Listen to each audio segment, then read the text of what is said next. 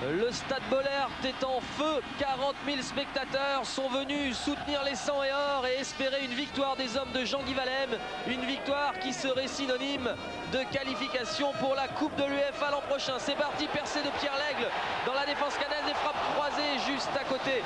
Début de Dutruel. Dégagement de Dutruel justement. Ballon manqué par Sikora, Simba qui en profite, volé, bien arrêté par Guillaume Varmuz.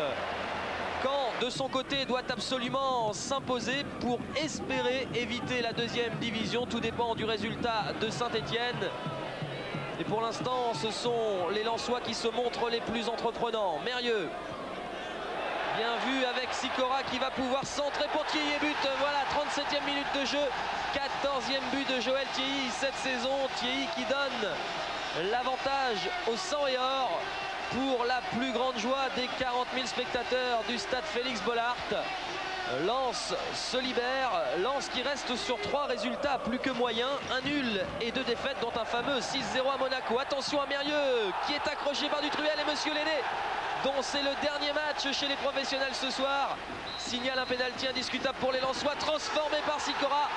Tout un symbole, Sikora est le seul joueur lensois à avoir disputé une Coupe d'Europe avec Lens. C'était en 1987-88 contre Dundee United. Et là c'est Sikora que l'on vient de voir exercer cette superbe volée. Bien repoussé par Dutruel, c'est la pause. Lens 2, Caen 0. Mérieux, Thierry, Boli en grande conversation. Mérieux là qui va récupérer ce ballon et le poteau de Dutruel. Attention à Dalé entrer à la place de Thierry qui manque la cible. À quelle occasion, ce sera la seule véritable occasion lensoise de la seconde période. Quelle occasion manquée par Sébastien Dalé. On joue les dernières secondes de la partie. Anderson pour Simba, il tente le lob mais superbe réflexe de Varmuz.